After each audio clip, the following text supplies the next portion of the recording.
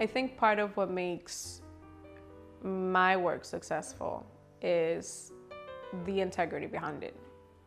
There's healing to everything that I do. That is the most important thing. I create this tool to help heal the energy around the problem, and so the problem fixes itself. You know, and so you elevate yourself and you align yourself with the right things. When you receive these candles or a rose of Jericho, you feel it. You feel that, you can feel that there was love and intention and prayer and energy and blessings that were put into these items. And I think that's a big part of why it has been so successful, because you know the healing behind it, the integrity behind it. And then you also know, if you follow me on Instagram, that this is my purpose. This isn't a job. This isn't some way for me to make money. I wake up every single day in this life, and I'm gonna do it for the rest of my life, because this is what I signed up for before I even got here. And this is what my spirits and I have agreed on. So I'm gonna continue to do this, and this is important to me. And I think that's a big part of why it's successful.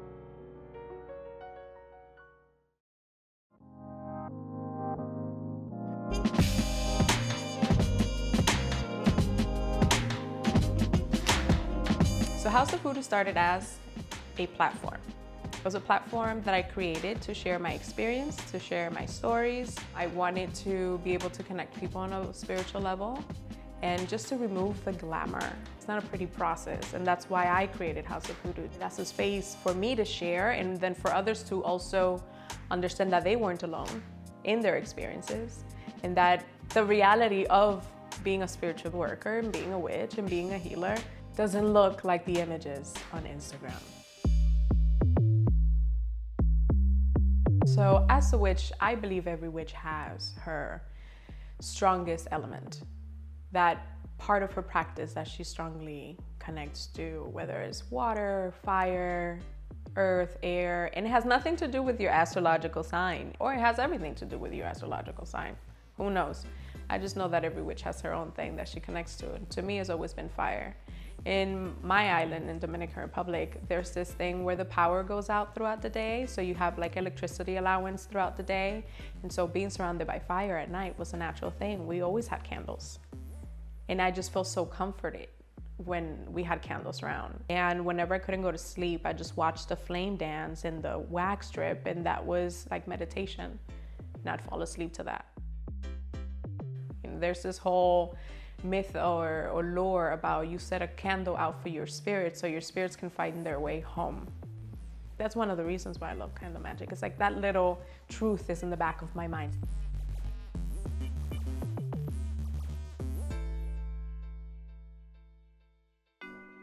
I was fixing candles for myself, doing spiritual baths for myself. Everything that I was doing, everything that I do as a service now was just for me for so many years. And then as I started to come out of the closet and finally claimed that I am a witch, finally claimed my practice. First started with tarot clients who would come to my space, and after our sessions, they would ask if there was anything that I could do to assist them. Do you prescribe anything? That's what I kept getting. Is there anything that you can put together for me? Do you do spells? Do you do this? And so I little bit by little bit started letting go of that fear of putting my baby out there, because for so many years it was so personal, and it was something that I did in hiding. To start extending it to people as a service, probably one of the most terrifying things that I have ever done, and I cried a few times. I didn't think it was going to turn into anything. And then it just started becoming more of a demand, and people started talking about it and sharing, hey, I went to this tarot reader and she gave me this and this and that, and it worked. And that's how it all kind of just started growing. It grew without me even noticing. And I just love being able to extend this service to people, because when I can fix a candle for somebody and put it in their hands with instructions, and they tell me how amazing it turned out for them, that to me is a rewarding feeling that I can't even put into words. Your magic, your potential, with my magic, my potential together, and that's how we make shit happen.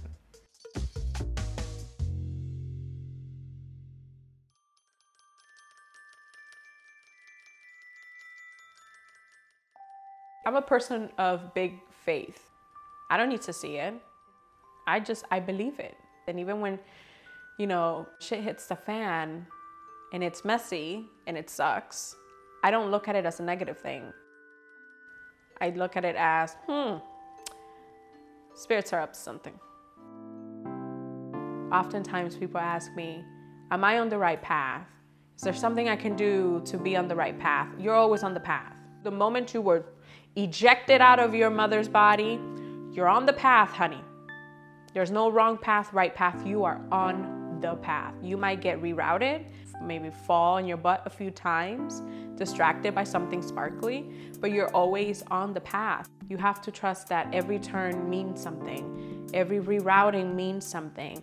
Every challenge means something. Every distraction means something. How many times have I not been slowed down on a daily basis just because my spirits are like, well, we need to slow you down because you're moving too fast and you're not supposed to meet this yet. If there's one thing I have always known was that I was going to create something for myself, meaning create a business or a lifestyle or something that it was my creation, right? That's what I always wanted. Being an entrepreneur thing, like I didn't know how I was gonna do it. I knew that I'm gonna create something for myself, build something for myself, my empire. And this empire will be heavily based on helping others. And so at the beginning of it, I have a collection of how to be your own boss and entrepreneur books. And do you think I read a single one of them? No. No, there's no one size fits all. There's no formula. You know, I think just following the breadcrumbs that are left behind for you is the formula. Trusting you following the breadcrumbs is like, don't follow the breadcrumbs in fear. It's more like trust it. Voodoo is the love of my life, or one of the loves of my life. It's something that has rewarded me and fulfilled me, and I had purpose before, and voodoo gave me even more purpose. You know, it's not just the spirits, because a lot of people have this misconception that voodoo, it's all about the spirits. No, it's the element of culture, tradition, ancestral reverence, family, you know, dance, music, food, roots. Voodoo connects you to something so ancient. It makes you feel like a tree with the strongest, deepest roots, and not even the strongest of hurricanes and tornado can ever pull you off the ground. That's what voodoo makes me feel like. Voodoo is not something you do. Voodoo is something you are. I wake up every day, I make coffee for myself, and then I have this huge tray full of coffee mugs, and I take coffee to everybody. I'll go all around the house, say good morning. Good morning. Coffee with a candle. If I'm eating something, I'll share what I'm eating with them. I just have a house full of people. Like, to me, they're not spirits, they're just hanging, they live here. It's my faith. And it's an ancestral tradition of mine. It never got cold. This is something that we talk about a lot. It's like, you never want to let your connection with your spirits get cold. That's why when we have ancestral traditions that are so many generations removed, to reconnect, it's difficult. But for me, it was just something that never left me. It has always been with me. My grandmother served the spirits. I have cousins who serve the spirit. My great-grandmother, who's still alive, served the spirits. I knew they were there, I just didn't know who they were. I never had a guide or someone to mentor me or educate me on the voodoo. I just kept opening the conversation to the spirits and say, okay, I see you, I hear you, I can feel you. Let's communicate. Who are you? What do you need from me? And that's how it all started. They started guiding me. Okay, go here, go there, go to Africa, go to Ghana. You're gonna serve us this way, and now you're gonna go to Haiti. And then you're gonna go back home to Dominican Republic too. So that's how it is. And they're just making sure that all the parts of me are reconnected. That's what they're doing, bringing the whole back together. It's exactly what they're doing. And I am so grateful because it's been amazing, challenging at times, but amazing and rewarding. And I don't have a single complaint. Even though my ass gets burned sometimes, but I don't have a single complaint.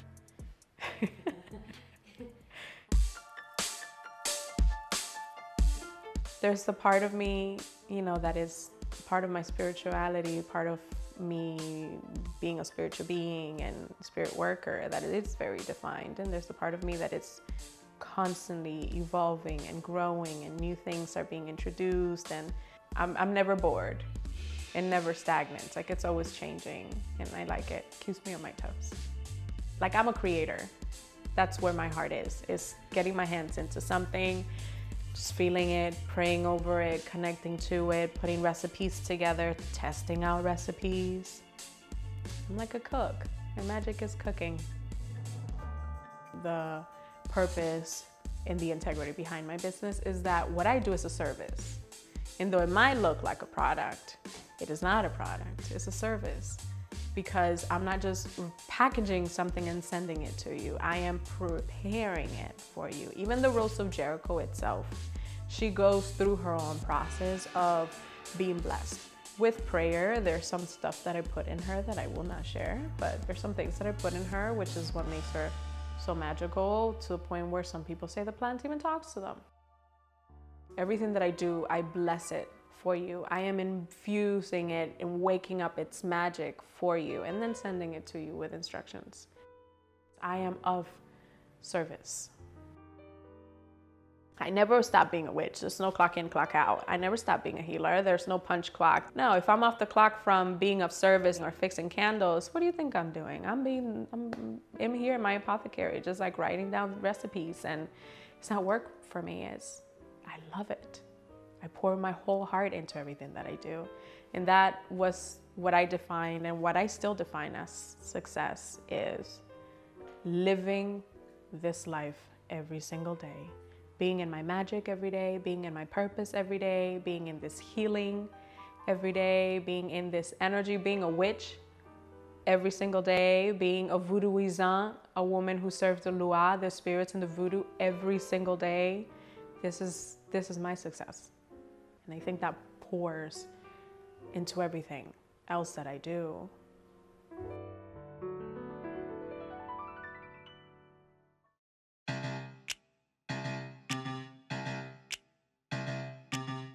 A lot has changed.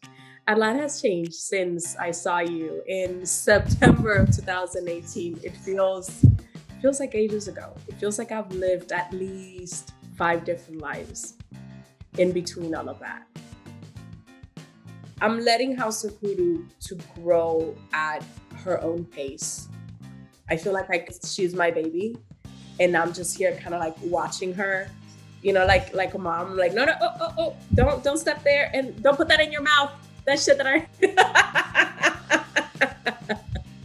but I am never not in awe of Haus of Hoodoo. I'm telling you, she is amazing. It's huge how much a person can change in a matter of 2.5 years, let's say. It's huge. And, but then it also, like, again, it also makes me feel good that I'm still talking about what my life is, which is hoodoo, which is voodoo, which is magic, which is spirituality. That year marked the beginning of a path for me. Now, 2.5 years later, I'm kind of rising, like I'm in the middle process. I opened the Botanica, we expanded, I got married. I often say I married the man of my dreams, because I literally married the man of my dreams. I have been dreaming with him since I was maybe like 9 or 10 years old. When I met him, he was that exact age, and he looked exactly how he did in my dreams. 2 pieces that were separated, and as soon as they came together, everything shifted and changed, and and things just started moving rapidly and changing rapidly, and I started growing in places and doing. It's been wild. Like, I'm still in the midst of that. Like, things have not settled because there's still so much more to do and so much more to go. But we share spiritual responsibility of the temple. He does the consultations. He gets to have the one-on-one with people and sit down and consult with spirit. And then I create all the tools that we use to help people, the candles, the oils, the incense, everything. That's me. And then when ritual needs to happen, then I come in and we do the ritual together. He just literally moved into my life. I was like, willingly, like, come right in, like, come and share, and obsessed with that man. We are spirit first, we are temple first, we are ancestors first. And then there's the business part, the business component to it. So I have a team who handles the business aspect, and then I take care of the portion that only I can take care of, which is the spiritual part.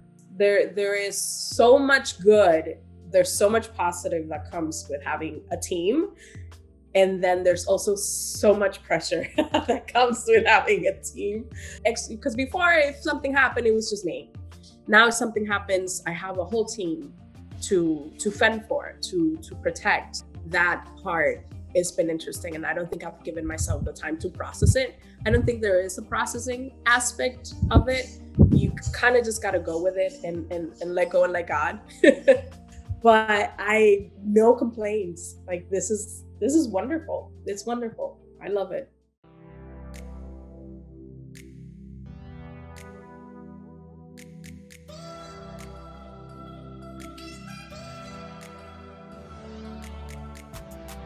We are so grateful and so blessed that our team never lost. We never had to cut hours. No one was sick. We were all great. We were all in good health. We were all still working and actually working more, and then actually picking up hours and working overtime. And it was wild. It was wild. From end of March all the way to like end of June, when we ended up moving into the new building, it was wild. It was a wild ride. I mean, we grew. We went from 3 employees to, I think between both buildings now we have 12. I'm still in disbelief because of how quickly things have progressed. And once upon a time, I used to be very much a control person who would freak the fuck out when things would happen too fast or change too quickly. And now I'm like, you know what? I'm just let it come how it's supposed to come. Part of this path for me is not just being a part, but also the education part is shifting the perception that people have about voodoo. There's a lot of misconception. There's a lot of lies about voodoo. People have demonized anything Black.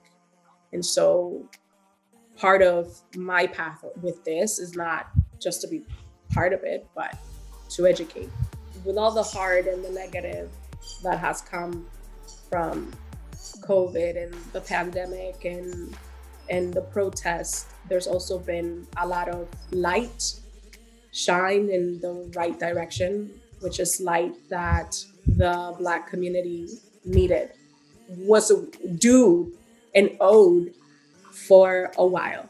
I personally am seeing the conversations changing, right? The world moves like everything is like a pendulum, and you just gotta wait for things to swing your way. And when it's your time, you gotta grab it. And the pendulum is swinging our way, and this is our time, and we need to grab it. And we need to change the narrative, and we need to tell our stories by people who have lived it, for people who have experienced it, by people who look like us. The thing for me about doing this piece is just looking back at who you and I were, because this project is not just me. Like, this is your project. You were seeking a conversation, and I met you there. And when we came into this the first time, we were babies. Look what living does to a person. Look how it doesn't just change you physically, but it changes your tone. It changes your energy, your demeanor, how you sit, how you carry yourself, everything. It changes everything. And it's so, to me, it's amazing to look back and see me then, and then also remember you then. The difference is tangible. Thank you for the gift of showing me through the years. You have no idea.